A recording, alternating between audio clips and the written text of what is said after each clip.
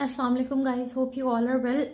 So this video is about how can you get residency without experience marks or without parent institute. ठीक है, अब जो पुरानी हमारी प्लेलिस्ट के अंदर वीडियोस थी ना, वो किस चीज के बारे में थी कि ना आपके पास पेरेंट इंस्टीट्यूट के मार्क्स हैं और ना ही एक्सपीरियंस है, कोई BHU RHC THQ DH किसी चीज का कोई एक्सपीरियंस मार्क्स नहीं है और पेरेंट के इंस्टीट्यूट के भी मार्क्स नहीं है। और तीसरी चीज उसमें हमने वो वाला फैक्टर भी डिस्कस किया था, अगर आपने अपने पेरेंट से हाउस जॉब भी नहीं की हुई, ठीक है, फिर आप किस तरह से FCPS रेजिडेंसी में जा सकते हो। सो अभी यहाँ पे जो हम चीजें डिस्कस करेंगे वो हम FCPS रेजिडेंसी की ही करेंगे, बट इनमें से कोई एक चीज आपके पास होनी चाहिए।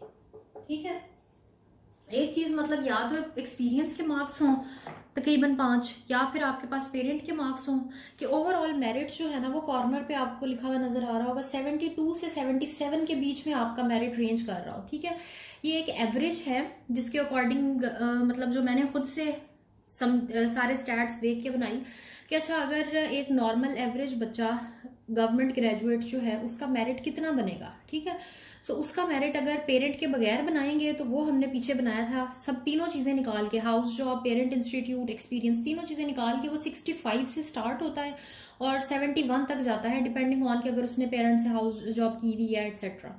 अब ये मेरिट वो है कि अगर उसने हाउस जॉब भी पेरेंट से की है और वो पेरेंट इंस्टीट्यूट में ही इंडक्शन लेना चाहता है इन FCPS, या फिर उसके पास एक्सपीरियंस के मार्क्स हैं, तो ये 72 से 77 के बीच में रेंज करता है। सो इसमें सबसे पहले जो हॉस्पिटल हमारे पास आता है वो है जी आपके पास शेख ज़ैद रहीम यार खान। इसको हम डिस्कस कर लेते हैं। इस हॉस्पिटल के अंदर जो स्पेशलिटीज हैं वो कौन कौन सी हैं। मेरिट रेंज आपकी यही है और फ्लक्चुएट करता रहता है, इसलिए ये वीडियो थोड़ी सी लेंथी है क्योंकि इसके अंदर पिछली वाली वीडियो में हमारे पास 22 हॉस्पिटल्स थे, यहाँ पे अब हमारे पास 33 हॉस्पिटल्स का है। ठीक है, और स्पेशलिटीज भी ज्यादा हैं, इसलिए मेरिट को हम डिस्कस नहीं करेंगे, सिर्फ हॉस्पिटल का नाम डिस्कस करेंगे और जो भी स्पेशलिटीज जो आपको इस मेरिट के साथ मिल सकती है उसको डिस्कस करेंगे। तो स्टार्ट करते हैं हम सबसे पहले शेख ज़ैद हॉस्पिटल रहीम यार खान से। ठीक है, ये रहीम यार खान वाला शेख ज़ैद है, आपने इस चीज़ का ध्यान रखना है, लाहौर वाला नहीं है। ठीक है, इसके ऊपर अब हमारे पास कौन कौन सी चीज़ों में बन सकता है। पीड्स सर्जरी है, स्पेशलिटीज़ को आपने ध्यान से देखना है, ये पीडियाट्रिक सर्जरी की बात हो रही है। उसके अलावा हमारे पास जो नॉर्मल पीडियाट्रिक्स जो मेडिसिन वाली है उसको हम सिर्फ पीडियाट्रिक्स कहेंगे, जहाँ पे सर्जरी वाली होगी वहाँ पे हम पीड सर्जरी कहेंगे। इसके अलावा थोरेसिक सर्जरी है। ठीक है, जनरल सर्जरी अलग से होती है और थोरेसिक सर्जरी अलग से होती है। उसके अलावा पल्मोनोलॉजी है, नेफ्रोलॉजी है, पल्मो और नेफ्रो हमने इसको लिखा है। इसके साथ ENT है, ऑटोराइनोलरिंगोलॉजी है, फिर साइकाइट्री है, इसका भी इन सब का साइकाइट्री का ENT का अलग से FCPS होता है। ठीक है, और कम्युनिटी मेडिसिन है, ये मेडिसिन में ही आती है कम्युनिटी मेडिसिन, इसका आपको अलग से नहीं देना पड़ता। जनरल सर्जरी है। ठीक है, जनरल सर्जरी एक और चीज है और थोरेसिक सर्जरी और चीज है। उसके अलावा ऑर्थोपीडिक सर्जरी, ये भी सर्जरी की अलाइड है। और इसके अलावा न्यूरोलॉजी जो मेडिसिन वाली न्यूरो होती है, और न्यूरो सर्जरी जो कि सर्जरी की अलाइड वाली न्यूरो है। ठीक है, इनका आपने जरा ना ध्यान से सुनना है। उसके अलावा हमारे पास जनरल मेडिसिन में भी यहाँ पे चांस बन सकता है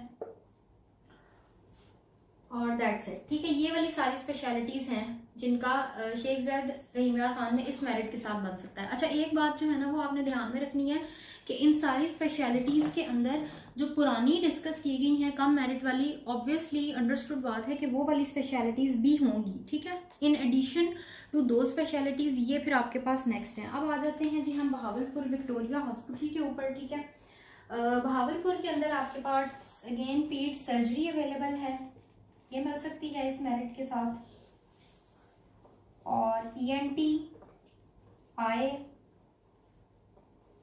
पल्मोनोलॉजी, साइकाइट्री, प्लास्टिक सर्जरी। ठीक है, ये सर्जरी की अलाइड है।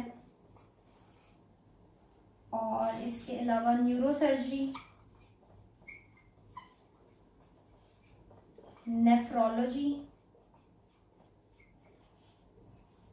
एनेस्थीजिया पीछे अगर हमने नहीं डिस्कस की थी तो यहाँ पे आ गई, अगर पीछे भी की थी इसका मतलब है कि वहां पर भी इसका मेरिट बन सकता है और यहाँ पर भी बन सकता है।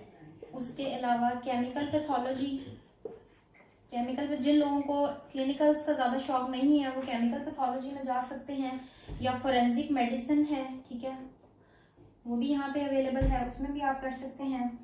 और इसके अलावा जनरल सर्जरी में भी यहाँ पे मेरिट आपका बन सकता है अगर आप इस रेंज में हैं।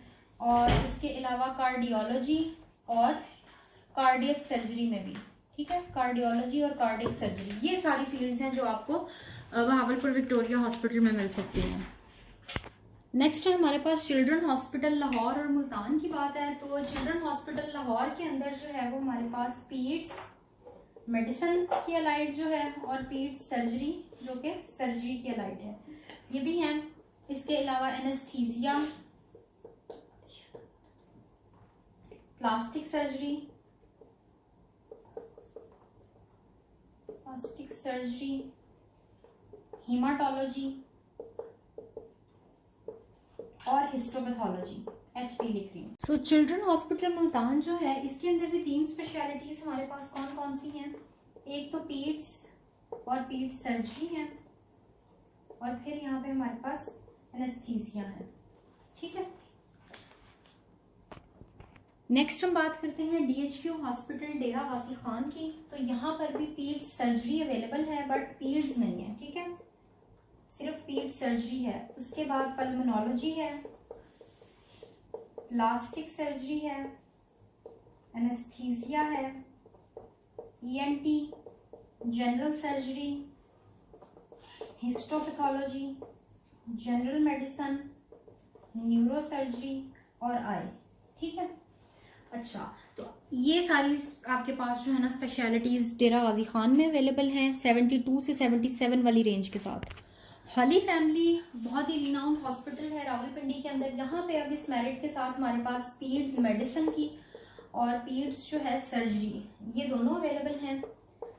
एनेस्थीसिया भी इस मेरिट के साथ आपको मिल सकती है, plastic surgery, general surgery, neuro surgery और आई, ठीक है, ये वाली आपको जो है वो हॉली फैमिली में अवेलेबल है स्लॉट।